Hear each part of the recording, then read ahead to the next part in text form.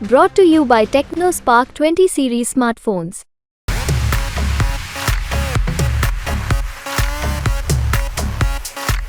प्रशासन लगातार रास्तों में ट्रैक्टरों को रोकने का काम, लगातार बसों को रोकने का काम, गांव-गांव जाकर के पुलिस के लोग परेशान कर रहे हैं कि आप रैली में नहीं जाएंगे। कोई बोर्ड नहीं है उनका जो करवाया अभी कुछ काम नहीं करवाया संजीव बालियान ने, ठीक सिवाय लड़ाई झगड़े के। और आप क्या करते हैं? इनसे बेरोजगार है। आप क्या स्टूडेंट हूँ भाई, और रोजगार हूँ, मैं बीटेक कर रहा हूँ, कहीं नौकरी नहीं मिल रही। संजीव बालियान पे हिंदू मुस्लिम के अलावा कुछ है नहीं हिल्ला।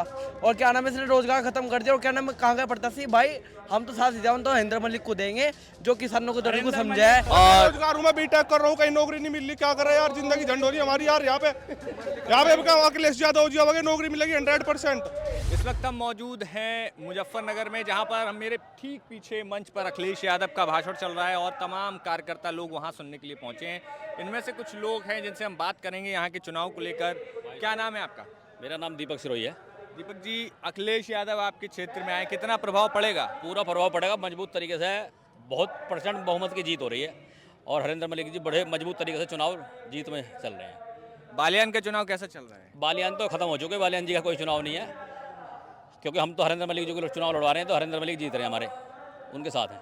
और बसपा ने जिस तरीके से अति पिछड़ी जातियों से प्रजापति जी को टिकट दिया है, क्या लगता है नुकसान होगा, फायदा होगा? देखो, बसपा को जो दिया है टिकट, वो बसपा वाले जाने। हम तो अपनी समाजवादी की पार्टी के हैं और समाजवादी पार्टी के कार्यकर्ता हैं, तो समाजवादी पार्टी के हरिंदर मलिक जी को चुनाव लड़ाने का काम कर रहे हैं और मजबूत तरीके से चुनाव जीत रहे हैं मुजफ्फरनगर। हमारे साथ और भी लोग हैं। क्या नाम है आपका? अनुज जावला। अनुज जी, ये बताइए, अभी मंच से भी आपके यहाँ के जो चरथावल के विधायक हैं, उन्होंने कहा कि प्रशासन परेशान कर रहा है। क्या प्रशासन किस तरीके से यहाँ पर जो रैली हो रही है, कैसा सपोर्ट है? प्रशासन लगातार रास्तों में ट्रैक्टरों को रोकने का काम, लगातार बसों को रोकने का काम, गांव-गांव जाकर के पुलिस के लोग परेशान कर रहे हैं कि आप रैली में नहीं जाएंगे। आप यहाँ पर देख लिए, तमाम लोगों के साथ पुलिस के लोग बदतमीजी कर रहे हैं कि कई लोग परेशान हो जाएं, और उसका आरोप समाजवादी पार्टी के ऊपर लगे। तो ये प्रशासन की एक चाल होती है, लेकिन यहाँ मुजफ्फरनगर की जनता इन बातों में आने वाली नहीं है। ये लोग अब की बार स्थानीय मुद्दों को लेकर, और जो कहीं ना कहीं भारतीय जनता पार्टी की तानाशाही है और मुजफ्फरनगर जिले में एक स्पेशल मंत्री की तानाशाही है, इसके खिलाफ, इस तानाशाही को तोड़ने के खिलाफ वोट करने जा रही है। अच्छा, एक चीज़ बताइए कि जयंत चौधरी अब पहले आपके साथ थे, लेकिन चुनाव के ठीक पहले वो भारतीय जनता पार्टी की तरफ चले गए। क्या इससे फर्क पड़ेगा यहाँ पे चुनाव? जयंत चौधरी मान्य पत्रकार साथी आज भी हमारे साथी हैं, क्योंकि जयंत चौधरी जी सहारनपुर में मोदी जी थे, उनके मंच पर हमें तो नहीं दिखे। आपको दिखे, आप हमें तो बता दीजिए। योगी जी आए थे बिजनौर, उस मंच पर नहीं दिखे। कहीं ना कहीं उनका इशारा है कि समाजवादी पार्टी को जिताओ, इन मंत्री लोगों को हराओ, अजीत सिंह जी का बदला लो। और बदला लेने के लिए वो जयंत चौधरी शेयर नहीं कर रहे मंच भी इनके साथ, और इंटरनली कह रहे हैं कि मदद करो समाजवादियों की। जब इतनी मदद करने की बात कह रहे हैं, तो फिर वो समाजवादी पार्टी का साथ छोड़ के भाजपा की तरफ क्यों गए?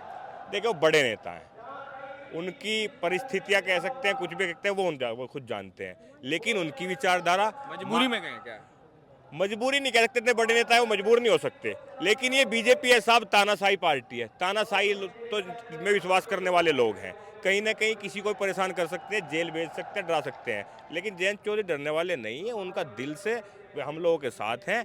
और जयंत चौधरी वो नेता हैं जो इनकी अग्निवीर स्कीम के खिलाफ 18 जनसभाएं करके गांव-गांव युवाओं को जगाने का काम किया था जयंत चौधरी जी ने। जयंत चौधरी ने तो किसानों को लेकर भी बहुत कहा था, लेकिन अब वो कह रहे हैं कि सरकार जो है बहुत सारी स्कीमें हैं जो किसानों के लिए चल रही हैं। किसानों के लिए स्कीम मैं तो मानते नहीं हूँ कि कोई स्कीम कोई भी बता पाए, बीजेपी के लोग नहीं बता पाएंगे किसानों के लिए स्कीम। जयंत तो अब मानने लगे ना कि हाँ सरकार काम कर रही है। बिल्कुल जयंत चौधरी नहीं मान रहे हैं। हम इस चीज़ को आपको कह सकते हैं कि हम तो देखना, आप भविष्य का इंतजार कीजिए। जयंत चौधरी ये बेमेल गठबंधन है, ये मेल नहीं है। अभी हम बागपत की खबर पढ़ रहे थे, आपने सुना होगा पिछले दिनों, आपस में गुट बज रहा है, ये लोगों का मन नहीं मिल रहा। ये जयंत चौधरी जी बिल्कुल भी, उनका फैसला कहीं ना कहीं उनके हिसाब से, जिस हिसाब से मानते होंगे वो ठीक हो सकता है, लेकिन जनता सहमत नहीं है बीजेपी के साथ। तो बिल्कुल यहाँ पर और भी लोग हैं जिनसे हम बात करेंगे कि जनता सहमत नहीं है। क्या नाम है भाई आपका? मेरा नाम मिन्नू है जी, मिन्नू मास्टर जी। अच्छा, कहाँ से हैं? हम यहीं से है जी, बगरा से ही। बगरा से। अखिलेश यादव आए हैं, क्या कुछ चुनावी माहौल बदलेगा? हाँ जी, बदल रहा जी, बिल्कुल बदल रहा जी। तूफान मच रहा जी, हरिंदर मलिक ने तो बिल्कुल तूफान मचा दिया, एक तरफा जीत है जी। अच्छा, एक तरफा जीत है। और जयंत चौधरी जो चले गए, वो तो कोई बात नहीं, जान ली है, कुछ बात होगी उनकी बात अंदरूनी कोई ऐसी हो सके, लेकिन इसका कोई फर्क नहीं पड़ रहा। ठीक है। हमारे साथ और भी कई युवा साथी हैं। क्या नाम है जी? मेरा नाम आसिफ कुरैशी है, मैं बुढ़ाना से हूँ। अच्छा, बुढ़ाने से आए हैं। क्या लगता है अखिलेश यादव इस चुनाव में पश्चिम में कितनी सीटों पर प्रभाव कर पाएंगे? यहाँ पश्चिम में माहौल बना हुआ है और मैं समझता हूँ कि बहुत अच्छी है। जो फर्स्ट फेज में यहाँ चुनाव है, तकरीबन सभी सीटें जीतने जा रहे हैं। कैराना जीत रहे हैं, मुजफ्फरनगर जीत रहे हैं, सहारनपुर जीत रहे हैं, इधर मेरठ जीत रहे हैं, बिजनौर जीत रहे हैं। इस तरीके से मैं समझता हूँ सारी सीटें हम लोग जीतने जा रहे हैं।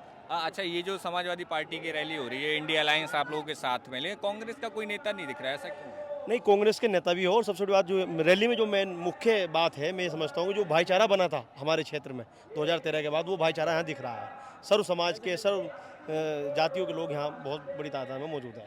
अच्छा, पहले जो आपने कहा भाईचारा बना था, इस भाईचारे को लेकर जयंत चौधरी कहते हैं कि उन्होंने बहुत काम किया, अब वो भाजपा के साथ चले गए, तो भाईचारा अब किस तरफ है? हाँ, उन्होंने ये अच्छा, यानी हम समझते हैं कि उन्होंने भाईचारे को बनाने में विशेष योगदान दिया, उनको नहीं जाना चाहिए था, और वो मैं समझता हूँ अपने फैसले पर सोच भी रहे होंगे। ऐसा उनकी बातों से लगता है कि मैं भाईचारे के साथ हूँ, और उनका अभी तक कोई ऐसा बयान भी नहीं आया। मैं समझता हूँ वो शायद इस फैसले पर अब क्या जो मुजफ्फरनगर को लेकर कहा जाता है कि यहाँ सांप्रदायिकता का माहौल रहा है एक वक्त, अब क्या स्थिति है? अब यहाँ कोई सांप्रदायिकता का माहौल नहीं है। आप खुद देख सकते हैं कि भाजपा पार्टी के जो उम्मीदवार है वो खुद मुस्लिमों में जाके वोट मांग रहे हैं कि भाई वोट दे दो। उन्होंने काम किया है बालियान ने? नहीं, कोई ऐसा नहीं। जो सरकार का मतलब जो काम होते हैं, बहुत सारे काम समाजवादी पार्टी ने भी पहले किए थे, ऐसा कुछ नहीं है। तो बिल्कुल, यहाँ पर और भी तमाम लोग हैं, उनसे भी हम बात करेंगे। क्या नाम है जी आपका? मुफ्ती अब्दुल कादिर, कहाँ से आए हैं? मंसूरपुर। मंसूरपुर से। ये बताइए कि जो संजीव बालियान कहते हैं कि समाजवादी पार्टी में गुंडे और माफिया हैं, क्या लगता है आपको ये जो भाजपा आरोप लगाती है उसको कैसे काउंटर करेंगे? नहीं, ऐसा कुछ नहीं है।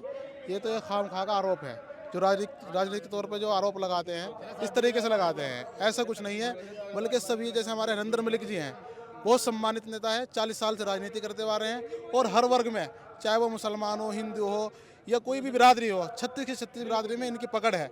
और ये उनके लिए रात को 12 बजे भी खड़े हो जाते हैं। कोई भी फ़ोन करता है, फ़ौरन खड़े मिलते हैं।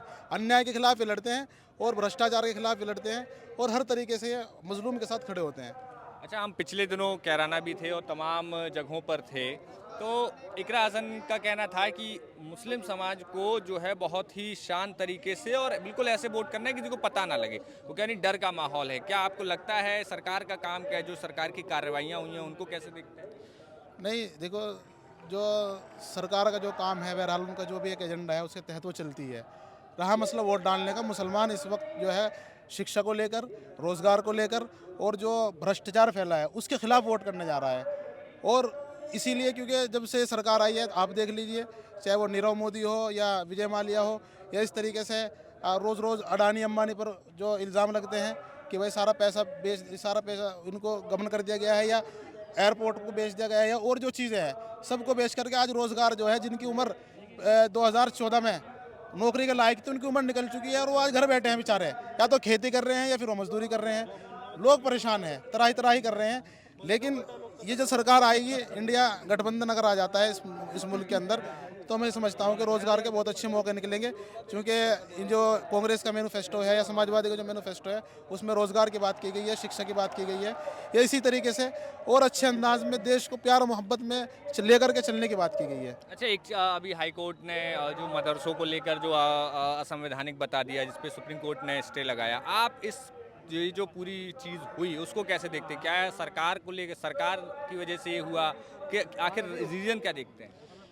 देखिए, रीज़न ये है कि कहीं ना कहीं मुस्लिम समाज इनसे थोड़ा सा मायूस है। मायूस इसलिए है कि जो इनके कुछ फैसले हैं, मिसाल के तौर पर मदरसों का सर्वे कराना हो, मदरसों में क्या मिलता है? टूटी फूटी चटाइयाँ मिलती है। मदरसे में आप जाएंगे तो वहाँ हिंदी इंग्लिश की तालीम मिलेगी, या फिर दीनी तालीम मिलेगी। या तो ऊपर की बात होती है ज़मीन से ऊपर की, या आसमान से ऊपर की होती है ज़मीन से नीचे की। वहाँ पर सिर्फ बात क्या होती है कि भाई आप अपने धर्म को अच्छे से लेकर के चलो। वहाँ प्यार मोहब्बत सिखाया जाता है। वहाँ चाहे मदरसा हो, मौलाना अबुल कलाम आज़ाद उससे निकले हैं, इसी तरीके से डॉक्टर अबुल कलाम साहब जो मिसाइल मैन थे वो यहाँ से निकले हैं। तो मैं समझता हूँ कि मदरसों के अंदर तो हमेशा प्यार और मोहब्बत दिया गया है। कोई नफरत की बात या कोई ऐसी बात आज तक कोई साबित नहीं कर पाया हिंदुस्तान के अंदर। आरोप लगाना एक अलग चीज़ है, लेकिन उसको साबित करना वो अलग चीज़ है। तो मैं समझता हूँ कि जो प्यार और मोहब्बत मदरसों ने इस मुल्क को दिया है, चाहे वो देश के पहला शिक्षा मंत्री हो, अगर यूजीसी अगर आपको देखेंगे, जो यूनिवर्सिटी ग्रांट कमीशन जो बनाया था वो मौलाना अबुल कलाम आज़ाद साहब ने बनाया था, और वो मदरसे से पढ़े हुए छात्र थे, एक मौलाना थे, एक आलिम थे, और उसी की बेस पर आज यूनिवर्सिटी चल रही है। तो मदरसों के इस तरह के आरोप लगाना कि ये करना, ये गलत बात है, मैं समझता हूँ ऐसा नहीं करना चाहिए था। अच्छा, हमारे साथ यहाँ पर और लोग हैं, उन्होंने तमाम जानकारियाँ दी मदरसों को लेकर। क्या नाम है भाई? मोनिश चौधरी। क्या दबा रखा है तुमने? रजनीगंधा। रजनीगंधा? हाँ जी। क्या होता है? यो जी जिंदगी का मजा। जिंदगी का मजा? हाँ जी। दाने दाने में? हाँ, केसर का स्वाद। चुनाव में आए हो अखिलेश भैया के जी। हाँ जी। कैसा, क्या कुछ सुना, कुछ बोले, क्या बोले वो? अभी आपकी सुन रहे हैं, अब तो उनकी कहाँ सुनी जी, भी आ करोगे वोट किसे दोगे? नरेंद्र मलिक। क्या क्या खास बात है हरेंद्र मलिक? बहुत अच्छे बहुत आदमी अच्छे हैं। आदमी जी, खास बात है उनकी। सबके दुख सुख में साथ रहते हैं। और संजीव बालियान ने क्या किया यार? कुछ नहीं करा जी, पूरे 5 साल में हमारे गांव में, हरसोली गांव से हूँ मैं, आज तक कुछ नहीं करा। कोई बोर्ड नहीं है उनका जो करवाया, अभी कुछ काम नहीं करवाया संजीव बालियान ने, ठीक सिवाय लड़ाई झगड़े के और कुछ भाई नहीं। इस पे क्या नाम है, संजीव बालियान पे हिंदू मुस्लिम के अलावा कुछ है नहीं हिल्ला। और क्या नाम है, इसने रोजगार खत्म कर दिया। और क्या नाम है, कहाँ गया पड़ता सी भाई, हम तो साथ दिया तो हरिंद्र मलिक को देंगे, जो किसानों को दर्द को समझा है। भाई हरिंद्र मलिक जैसा नेता, हरिंद्र मलिक जैसा नेता कहीं नहीं मिल लगा यहाँ, पहली बता रहा हूँ भाई। और सुनो, और यहाँ हरिंद्र मलिक क्या नाम है, बहुत मोटी बात जीतेगा, इस बात को हमारे भाई नहीं, भाई हमको ये बताओ, हरसौली से तो तुम्हारे भाई आ गए हैं, इनकी उम्र निकल गई, नौकरी क्यों नहीं मिली? बेरोजगारी में जो है। आप क्या करते हैं? इनसे बेरोजगार है। आप क्या स्टूडेंट हूँ भाई, अच्छा। और बेरोजगार हूँ मैं, बीटेक कर रहा हूँ, कहीं नौकरी नहीं मिल रही, क्या करे यार, जिंदगी झंड हो रही है हमारी यार। यहाँ पे क्या अखिलेश यादव जी आगे नौकरी मिलेगी 100%, पक्की बात है। मिली ये पश्चिम का माहौल है। हो रहा है इनका भाई, तूफान उठ रहा, कोई ना भगाओ कहीं भी, सगल ये जो पश्चिम का माहौल है, और यहाँ पर जो इस पीछे अखिलेश यादव का भाषण चल रहा है, यहाँ कुछ युवा थे जिनसे हमने बात की। तमाम मदरसों से लेकर, युवाओं से लेकर, बेरोजगारी से लेकर किसानों का मुद्दा यहाँ पर उठा। अब ऐसे में 19 तारीख को वोटिंग मुजफ्फरनगर में, ऐसे में क्या होगा यहाँ पर, ये 4 तारीख को रिजल्ट पता लगेगा। फिलहाल मैं मोहित सिंह कुशवाहा, मुजफ्फरनगर से यूपी तक के लिए, शुक्रिया।